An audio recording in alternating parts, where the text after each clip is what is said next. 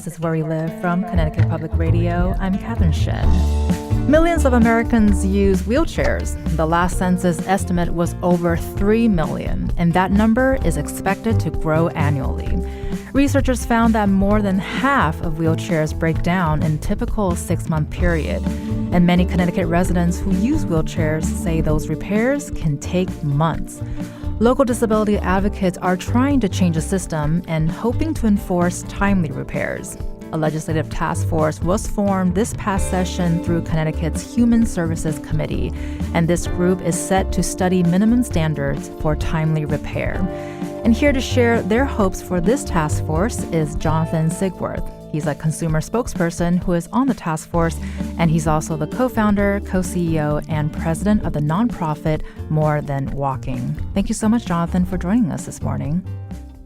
Thank you so much, Catherine. It's a pleasure being here. And we also have Farah Garland. They are a coordinator for CT Wheelchair Reform Coalition. Thank you so much for joining us, Farah, this morning. Thank you so much, Catherine. It's lovely to be here.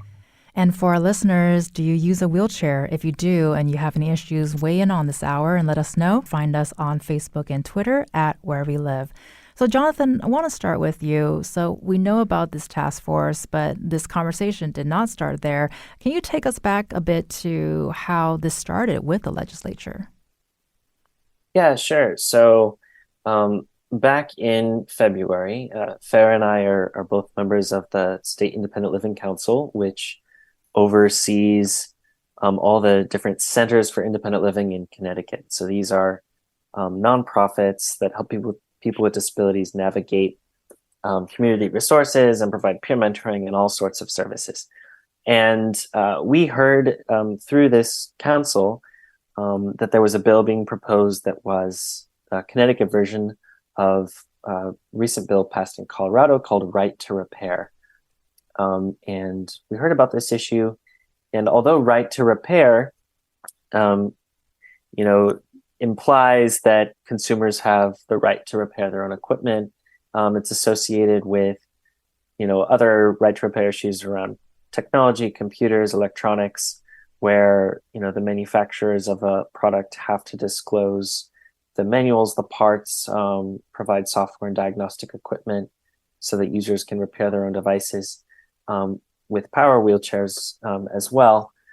This was not the solution that many consumers here in Connecticut thought would help solve many of the issues we were facing, especially when we're facing like months and in some cases years of delay to get basic equipment repaired.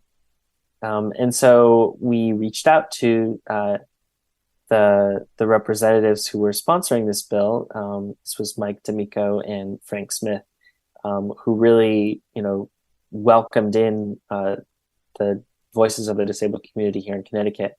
And we worked with them to suggest to basically provide updates to the bill, which would have focused more on timely repairs and, minimum 3-day evaluation of a repair need, among other things. And that bill, unfortunately, did not pass and did not succeed. But what resulted was an informal working group where we were sitting side by side with industry representatives. So representatives from, 2 national wheelchair repair companies, as well as a spokesperson from the complex rehab technology industry, among others. And we started to hash out some of the possible solutions, some of the possible areas of agreement that we're looking at. Unfortunately, we did not get to the harder questions that the industry does not like, but we're moving forward with that, and we did succeed in passing another bill as a result of out of that working group. Senator Matt Lesser and Representative Jillian Gilchrist were really influential in that 6855. Which formalized a task force moving forward, which I'm a member of and consumer spokesperson on, that will provide further legislation that will have more teeth, more impact in February of next year. So we have a little bit of time to still negotiate with the industry, but we have some assurances that that will happen. And of course, we will be digging deeper into this subject as we move this conversation along. We now have Maureen, who is joining us from Wethersfield. Maureen, you're on air. Hi. I just wanted to say regarding the wheelchair repairs that I've been waiting for foot plates for over 2 years, and they don't allow me to rest my feet properly on the foot plate, and so that causes me a lot of pain. I have pressure sores, and I worry about long-term damage. And I know for a fact that the tech is just overworked, and he actually told me that I'm out of sight, out of mind, so I have to continually call. And they were finally scheduled to come 2 weeks ago, and they just didn't show up, and and that was a result of just unreturned phone calls. So it's a big problem, and it's a problem of not having enough workers. Thank you so much, Maureen, for taking the time and sharing your story with us. And we know that it's sadly a common theme here. So, Jonathan, I would love to ask you to respond to Maureen's experience. Is it representative of the issue, and why is that different from right to repair? Her experience is definitely representative of the issue. So to speak to your question, right to repair, again, it doesn't solve the problem of timeliness. It basically says that you're allowed to get your largely power wheelchair, because they're the ones that deal with software. You can get that repaired by a third-party technician without voiding your warranty, right? But it doesn't mean that the manufacturer or your insurance is going to pay for it. Usually those things have to get paid out of pocket. So it doesn't really solve any problems if you're on limited income or anything like that. And in terms of the lack of staffing, I mean, this is what is familiar when you're looking at private equity owned companies that plan on selling their companies in several years, is they maximize business value by reducing costs and running skeleton crews. And that is what we've seen. There's been a deprioritization of in-home repairs. There's been significant delays, and the industry will say, well, it's because we're coming out of COVID. There's shipping supply chain issues, but many of the issues that we're seeing, it's overworked office staff, it's people getting lost in the shuffle, it's phone calls not being answered, it's equipment arriving to the shop and not being seen, and those pivotal phone calls that say, hey, your equipment is here, come pick it up, or let's schedule a time to come out. It's just a lot of missed connections that are not the result of supply chain issues. This is indicative of unsupported staff, untrained staff in many cases. I mean, personally, I had a wheel fixed last year, and instead of replacing the small $5 ball bearing inside my wheel, they wanted to replace the entire wheel, which costs $2,000. Other friends of mine who just had flat tires, instead of replacing the flat tire, they wanted to again replace the same $2,000 wheel set. So there's a huge mix-up of financial incentives for the types of repairs that are being prioritized, as well as just a significant lack of training where wheelchair technicians are not being trained to safely or properly change flat tires. I mean, if that's not the bare minimum for wheelchair technician training, I don't know what is. Well, I think just your experience, which I'm assuming is for many other people, are unfortunately common, and we'll definitely be touching more on the private equity issue later on this show. But I want to ask Jonathan also to clarify that this task force is looking into timely repairs. We've been talking about timely repairs just in the last couple of minutes it's for complex rehabilitation technology. Can you talk about what does that exactly mean? What are the equipments that we're referring to when we're talking about sort of this complex rehabilitation technology? Yeah, so CRT, or complex rehabilitation technology. These are like custom mobility devices. So you can go into like a large pharmacy, like a large pharmacy store, and see scooters and wheelchairs. Those are not complex rehab technology. Complex rehab technology are like lightweight wheelchairs, titanium wheelchairs that are fitted to the individual, power chairs that have custom posture support and seating and tilt back features and things designed for pressure relief. So these are devices that you need to have, script for. You need to have usually a physical therapist and an assistive technology professional evaluate you and prescribe, the specifications of the device. So that's another really big part of this issue is, we're not dealing with an industry where if I am unsatisfied with the level of service, I can go to another business down the street or look on Google reviews and see the terrible reviews and go somewhere else. My insurance locks me in to the only two options in Connecticut. And those two options are New Motion and National Seating and Mobility. I have no other options. Those are the only two games in town. And depending on where I buy my wheelchair, I can only get that wheelchair serviced at the same business. So I can't even, I think it may be possible, but it's difficult to switch between. So we're really kind of locked in. And because we're paying through our insurance plans, as opposed to, out of pocket most of the time, we're not voting with our dollars here. We are essentially part of the product being bought and sold. And we are at the mercy of insurance company policies, and we are at the mercy of these wheelchair supplier and repair companies that are providing CRT. And at the moment, they're not prioritizing customer convenience. They're not prioritizing customer health. They're prioritizing their bottom line. And as they will say, they're trying to survive in a very competitive market. And that's true. But in order to protect the consumers, we need further legislation, as well as to help sustain the industry long term. Well, and I want to bring in Farah for the conversation, but before I do that, I do want to add a note here that we did contact both New Motion and National Seating and Mobility, asking about the importance of timely repairs and any estimates as to average wait times that they could give us. And New Motion responded with this statement. New Motion agrees that the current ecosystem for service and repair is inadequate and must be improved.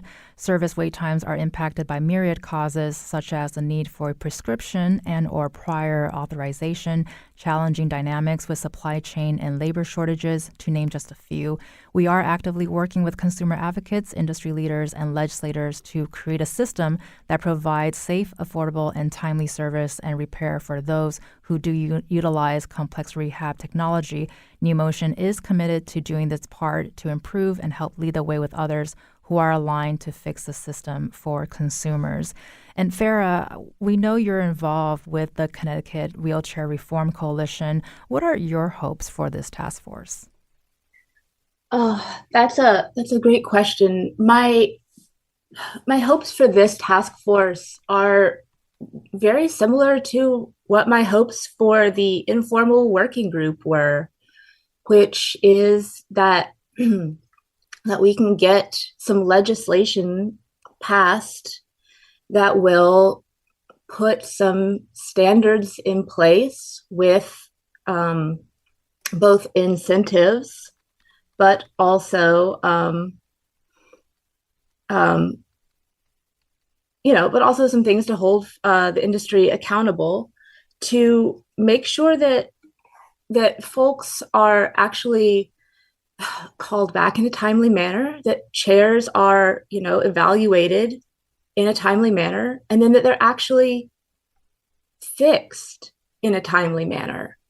I mean, I don't think that that's unreasonable. When we were looking, so I am not on the new legislative task force that is moving forward, but I was part of the work group, and I am part of the coalition. And when we were working on the first bill, which was the one that did not end up getting support, we were working with the industry to try to address this issue. And part of what we attempted to do with them was not just address our struggles, which was, these things are not being fixed, and that's a problem for us. Like, our chairs are broken and not being repaired. But we also attempted to address the concerns of the industry, which were things like, they're not getting reimbursals for everything that they should get reimbursals for, or not enough, such as, the rates are too low, they're not being, reimbursed for travel times, things like that. We were pushing to have I'm so sorry, my brain fog is a bit bad today. We were pushing prior authorization. Thank you, Jonathan. I appreciate you. Teamwork. It makes the dream work, as they say. We were pushing to have prior authorizations removed, at least in as many instances as possible, as well as like additional scripts for repairs. For why would we need that if we've already been prescribed a chair? I mean, we were pushing to have all of these issues that the industry was saying were the things that were holding them back. We were pushing to have those addressed. And even so, even with that, the industry still refused to work with us and still decided, still at the end of the day changed their mind and said, actually, we don't think we can stand behind this because we're only attempting to do this for one payer to start with and then move forward to future payers instead of doing every single insurance payer at once. Sorry, we're just not going to play ball. Right. And with what you're saying just now, Farah, Jonathan, I believe there was also an initial plan to focus on Medicaid as well during the last legislative session that got scrapped. Can you tell us a little bit about that from your perspective? Yeah. So it was interesting. Our hope when we started the informal working group was let's focus on the things we do agree on. Let's get those out of the way so we can get down to the hard work of what we disagree on. We spent 4 or 5 or 6, I don't know how many weeks talking about these things. And we eventually said, okay, well, by the end of this session, there's a chance we can make changes to Medicaid. So these are people who are, they can't pay out of pocket. These are most likely the people who have the highest level of disability that requires them to stay on Medicaid so that they have 24/7 caregiving support, which you can't get on private insurance or other insurance plans. So we're talking about the neediest people. We're talking about people with highest level of disability, people who are most vulnerable, whose reimbursements are the lowest, So they're the ones who need timely repairs the most. And even then, the industry response was, well, we want to wait. We want to wait until February 2024 to pass legislation that we pass in that next session won't be available, I think, till this summer. So we're literally talking about a year. And if there are any other hiccups, you could add another year onto that. So they were essentially saying, instead of making changes to the most vulnerable people in Connecticut, let's wait 2 years. And the reason for this is because it wouldn't be fair. It wouldn't be fair. And it was just jaw-dropping. That argument that it wouldn't be fair to help the most vulnerable because those who have other options, who have better support, might be upset at us. The real reason is because it would be more work for them to change their system for some than to do it for everyone at the same time. And in the meantime, the status quo is working better for them than those measly reimbursement changes that would come with just Medicaid reform. So it was purely financial reasoning on their part, and it was really disappointing. Absolutely. And it is worth noting that on the work group that was putting this together and making these suggestions and saying we should start here and then move forward to other payers in the future. A at least a few of us, I mean, Jonathan, who was our chair, included, we had people with private insurance on our group. And even they were saying, no, start with the most vulnerable. That's fine. And the industry was still saying, no, you don't understand. Disabled folk with other insurances, they'll be jealous. It's not fair. And at some point, I would love to talk about folks talking over and speaking for disabled folk, because that is very much what happened here, and it's not all right. And we've got about a minute here, but I still want to touch. I want to dig into all of that really, but I also want to ask Farah. We know here in Hartford, we're in the insurance capital of the world. Is the hope that, especially since we're talking about legislation and follow-throughs and priorities for next year, are your hopes that Connecticut would be taking a national lead on this issue? Oh, absolutely. I mean, there's absolutely no excuse not to. I mean, as you said, we're the insurance capital. I mean, we should be setting an example here. We also consider ourselves like something of at least we pretend to be a progressive state, and we should put our money where our mouth is. We should be taking steps forward as far as, civil rights, really. Like, disabled folk deserve to be treated like whole humans. We should be able to have freedom and independence, and being able to have our chairs, our mobility repaired in a timely manner is baseline. And, Hartford being able to step up in this way and setting an example for the entire country is just like, I think that it's an absolute no-brainer. And yeah, I mean, absolutely. And Jonathan, any quick final thoughts here? Yeah, I mean, and many of the legislators we're working with, and we're also working with lawyers from Disability Rights Connecticut who have seen insurance reform in the past, and they countered the industry's point where if you make changes to Medicaid, which was the only insurance plan that we could make changes to, that's state run, it doesn't involve private insurance, it doesn't involve national Medicare plans. When you make changes to those state Medicaid policies, and especially in Connecticut, because it's the insurance capital, the other insurance companies have followed suit. So that's just another point, that when we do finally make changes, we are really looking forward to making national change. You've been listening to Jonathan Sigworth and Farah Garland with the Connecticut Wheelchair Reform Coalition, and they'll be staying with us. Coming up, one researcher at the University of Pittsburgh has been studying the prevalence of wheelchair breakdowns. She joins the conversation, and you can leave us a comment on Facebook and Twitter at Where We Live.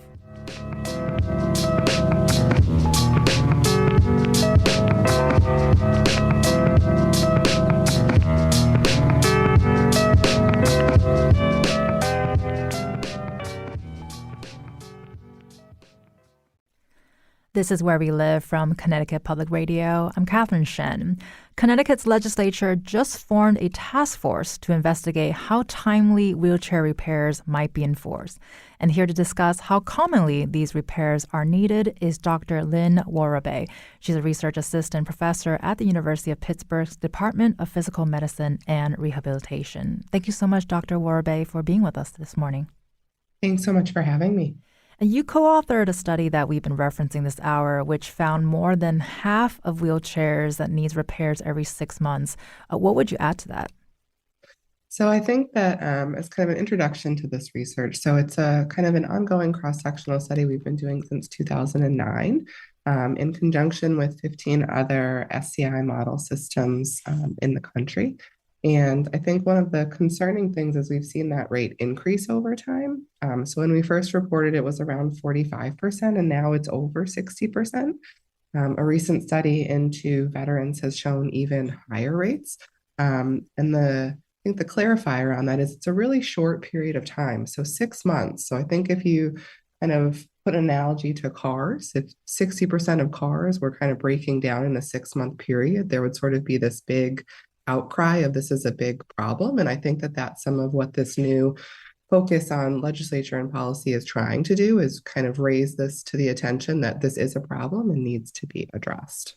And it's pretty incredible that this is now a conversation being had at that level. And with what Jonathan has mentioned earlier with his experience trying to get a ball bearing replaced, and also our caller Maureen, who called in needing to replace plates but not getting a timely repair done, as is the conversation we're having now. So we know these delays can have serious health consequences. Can you tell us about that? Sure. So one of our studies looked at repairs that are associated with consequences. So people had a repair, and secondary to that, they were stranded or missed medical appointment or missed work. And we see that among those individuals, folks are about twice as likely to be hospitalized, twice as likely to experience skin disease, and also to report a pressure ulcer. So it's not just kind of these economic and societal impacts of repairs and not being able to leave the house or leave bed, but we see these medical consequences associated with repairs as well. And this is a little different from your research, but can you tell us about the average length of repair time? Obviously not a one-size-fits-all scenario, but is there sort of a study or an idea of how long the average length of repair time is? So in a recent study, we looked at veterans and kind of the amount of time it took for repairs. It was about a month on average. But we also see that people experienced repairs lasting more than 6 months. We have some unpublished data that we're looking to write up soon, hopefully. But we see, as an example, there's a really protracted timeline. So somebody might need a repair. 2 months later, the part is ordered. 2.5 months, the loaner chair is delivered. There's insurance approval. Then the part is delivered and the repair is finally completed. For this person in particular, that took about 180 days, which is a long time. And I think, as kind of some of the callers referenced, that may be short compared to what some folks are experiencing. And if you think about the impact of that on getting to work, doing daily activities, it's pretty significant.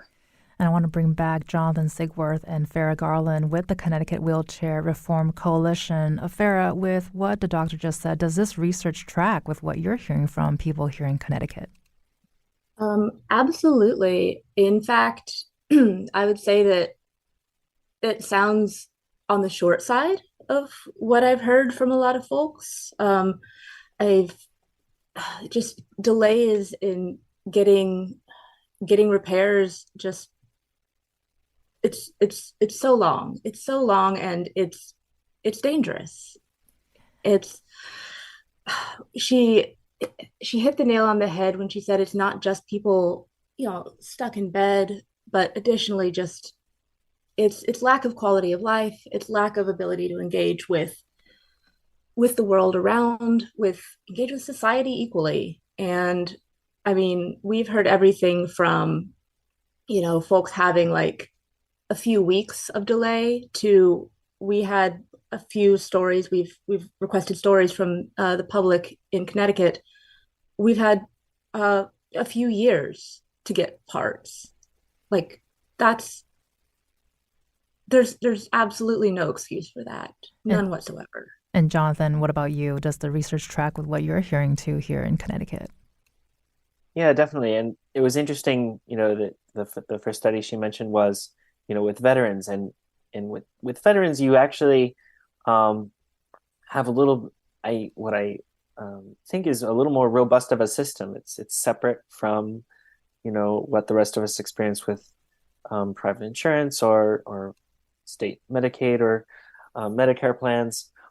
And they, I have a colleague who's a veteran who works with Veteran Affairs for his repairs, and they kind of operate on the older type of system where you have smaller companies that contract with Veterans Affairs, and they go around and they do the wheelchair repairs. They have their own manufacturer contracts, and you have the technicians cell phone number.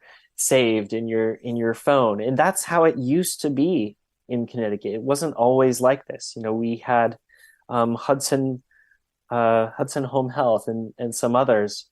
And just in the last 10 years or so, those companies have been bought up by National Seating Mobility and New Motion.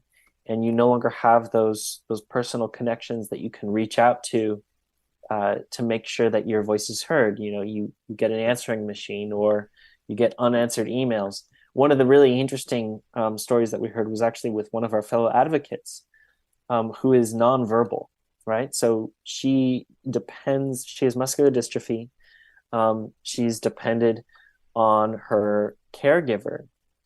She has cerebral palsy. Relied on her caregiver to communicate. And, it took months and months of reaching out, not getting feedback. And her parts had been sent to Texas.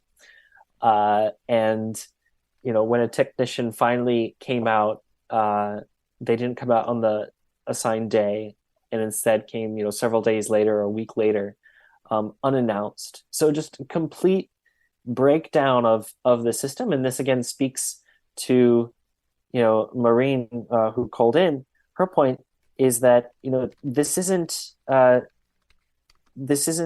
matter of shipping or supply chain issues. This is a staffing issue. And unfortunately, as we sit down for our task force, we cannot legislate that they hire more staff. That's just not something that we can do. And so we're going to get a lot of resistance and a lot of excuses, a lot of positioning saying that people are going to have to come into the shop to get faster repairs. How does a consumer who has a broken wheelchair that does not function, who's on Medicaid, whose insurance perhaps doesn't want to pay for transportation to go all the way across the state to the one New Motion repair office in the state in Rocky Hill, how is that person supposed to take their entire day to go get their wheelchair repaired when they have a significant breakdown? It's not a realistic option for people in urgent need, which is why, we really need to work together, the whole community, because, anyone can become a wheelchair user. I'm sorry to say, I was injured at 19. I fell off a cliff in India. Riding a bicycle, that can happen in East Rock. That can happen anywhere. It can happen from a car accident.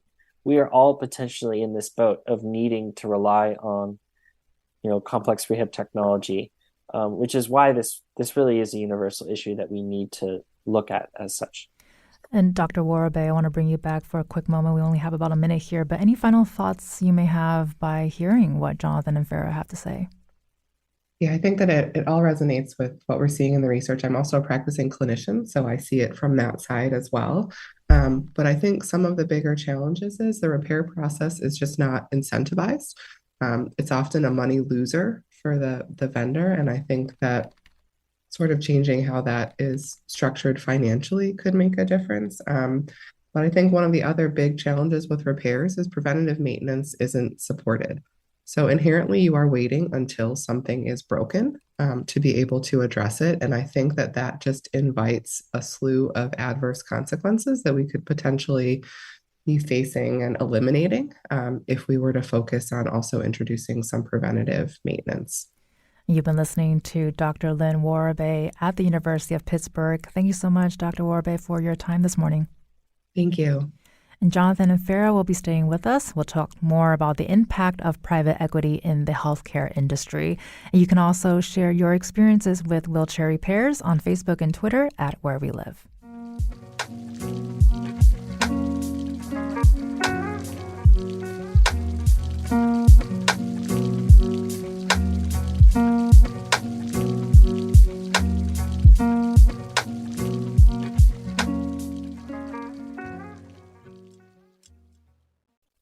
This is Where We Live from Connecticut Public Radio. I'm Catherine Shen. Back with us to continue this discussion around the importance of timely wheelchair repairs is Jonathan Sigworth, who's part of the recently formed Wheelchair Task Force in the state, also the co-founder, co-CEO, and president of the nonprofit More Than Walking. We also have Farah Garland. They are a coordinator for the Connecticut Wheelchair Reform Coalition. Jonathan, I want to start with you to sort of go back to the conversation about working with the legislature and your experience of this uphill political battle, it seems, to make change on this front. What has your experience been like? Yeah, it was really interesting. I've been involved in disability advocacy literally since when I was injured at 19 back in 2006. But it was just this past year that I got involved in local legislative efforts or local advocacy issues. I was injured in India, and a lot of my work has been overseas with nonprofits and focused on peer mentoring. So when I got involved in advocating for the bill this past February, I was kind of shocked, right? Because I would submit my testimony, I would share my experience, and then to listen in on seeing representatives and senators debate in council meetings as the bill is going through and being reviewed, and to see it actively delayed or actively ignored, or to see testimony purposefully twisted to delay the passage of the bill, or to come up with excuses for not supporting it was really kind of shocking, right? Because I mean, this should not be a liberal issue, a conservative issue. The disabled community is all of us. It's Democrats, it's Republicans, it's LGBTQ plus community, it's the all aspects of society are within our disabled community, and this does not need to be a partisan issue. And so when we saw it, being actively resisted, it was really shocking and disheartening that there wasn't that unanimous support that we saw, that we were looking for. So that was interesting. And Farah, you have also been a part of this experience, and it's very personal for everyone really here. How would you describe your work with the legislature? What was your experience like? I would say that I was perhaps less surprised than Jonathan watching our stories and rights be sidelined. I've been doing disability rights, disability justice work for about 10 years, but I've been working in local politics for a little bit longer than Jonathan, I guess. And I've been doing, like I said, disability justice work and queer liberation work and whatnot for a while, and have seen the way that politics aside, right versus left aside, that when it comes to addressing the rights of a marginalized group, it gets sticky really fast. And it was really disheartening watching the original bill get, as you said, twisted and sidelined and whatnot, but I wasn't super surprised by it. But I was very grateful when we moved forward with our second round of writing the legislation, the second bill. I was grateful for the support of Matt Lesser and Jillian Gilchrist and what have you. But disability rights is one of those areas that it's hard to get people on board because they don't necessarily see the issue unless they're living the issue with you. And so I don't know, it's it's a difficult topic. Judy Heumann, who is the mother, considered like the mother of the ADA, she sat up the 504 sit-in and helped get the ADA, the Americans with Disabilities Act, passed. She once commented that disability rights, which this is a disability rights issue, she said that it was the first civil rights issue to be addressed with, and I quote, "Yeah, but the cost. Yeah, we could give you rights, but what is it going to cost?" And we're seeing that here, that we're looking at like, we need to do better by disabled folk. And the response is, ooh, that sounds expensive. And I've been seeing this for years. It's not surprising. It's eternally disheartening. Disabled folk deserve better. Jonathan is right. Anybody can become disabled at any time. That is true. We're seeing more like aging in place, stuff, both legislatively and just, across the board. You see it with like, places being built, things being designed for aging in place. And that's excellent. People are becoming more aware that like disability comes for us all if you're lucky. But it shouldn't have to, for people to care about our civil rights, for us people to care about us being able to exist as whole and equal people in society. And when our wheelchairs don't work, we cannot exist equally in society. Our mobility is taken away from us. There is a wonderful movement going around that is pushing back against the terrible phrasing about people who use chairs, which is referring to wheelchair users as being wheelchair bound or confined to their wheelchair, both of which are inappropriate ways to refer to someone in a wheelchair. We're wheelchair users. And the pushback is that wheelchairs are freedom. And that's exactly right. Our chairs are our freedom. They are our mobility. They are our independence. When they are not working, our freedom and our independence, which is something that our nation likes to talk a lot about, that's taken from us. And that's something that people across the board, across the parties, across everything, should care about, regardless of cost, regardless of whether it may someday affect you or not, regardless of whether you have a disabled friend, whatever. Disability rights are civil rights, they're human rights. And that should matter. Well, thank you so much, Farah, for sharing your experiences with us, and Jonathan as well. Both of you have given us a lot of anecdotes to think about. And Jonathan, you've also gave us an example earlier of being spoken for through the earlier right to repair bill. So as this conversation is ongoing, are you heartened by this new working group, or are you sort of preparing yourself for more of the political back and forth over civil rights, as both you and Farah have been sharing with us? Oh, I know it's not going to be easy, and there's going to be back and forth.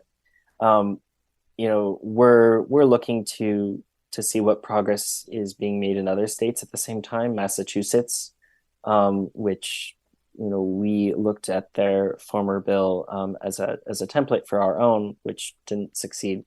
Their bill is still going through and might be passed this year. So we're looking at those changes. But we know that we're gonna need public pressure. We're gonna need everyone's help. And as Farah was mentioning, this really is an issue of looking at access to wheelchairs, access to mobility as a human right. And as Dr. Warbury was saying, there is a financial structure here that is not incentivized properly. There are a lot of archaic structures with Medicare, even where devices currently are not are not authorized unless they serve to provide functional independence in the home. That language still exists to this day. It's not in the community, it's in the home. There are these archaic attitudes that we need to dismantle. We need to provide protections as well as business incentives in the state of Connecticut to reward companies for providing timely repairs. We need to get them, reimbursed for travel expenses. Currently, technicians have to come out to your home. They don't, that company does not get paid for the hour they spend driving. That needs to be changed. So I don't want to paint any one player in this picture as the bad guy. I think it's really important to see that we're working in systems that are historically misaligned with disability rights. And we really need to collectively look at that, see what our role is in changing that, and commit ourselves to doing that. And we're going to be pushing back hard and respectfully, and we're going to keep the pressure on to make sure that these changes are made. So we only have a minute left, but I do want to ask you, with what you just said, thinking about the systems and the fact that you brought up that you had a $2,000 invoice versus a $5 one to get your ball bearings replaced, what are your thoughts about this issue being as uniquely American as you work your way around through your nonprofit organization? Yeah, thank you so much. Every day I'm in touch with people in Nigeria, in India, who are struggling to just get access to a wheelchair, who are dying of bed sores. There is so much need in this world in terms of disability rights, access to basic care. And it's ridiculous that in the wealthiest country in the world, that we are fighting a system that chooses to be so grossly inefficient in terms of how it cares for the patient population, in terms of how much financial waste goes into our system and goes towards funneling greed and profit margins, as opposed to patient quality of life and efficacy. We are not currently the global leader that we like to see ourselves, that the rest of the world can emulate. We need to come up with better systems. And I really hope that we can move forward towards that choice, and realize that ambition, because the world needs better and we need better. Thank you so much, Jonathan Sigworth, who's the president of the nonprofit More Than Walking, and Farah Garland with the Connecticut Wheelchair Reform Coalition. Thank you both so much for your time this morning. I'm Catherine Shen. Today's show is produced by Katie Pellico. Our technical producer is Kat Pastor. Download Where We Live anytime on your favorite podcast app, and thank you so much for listening.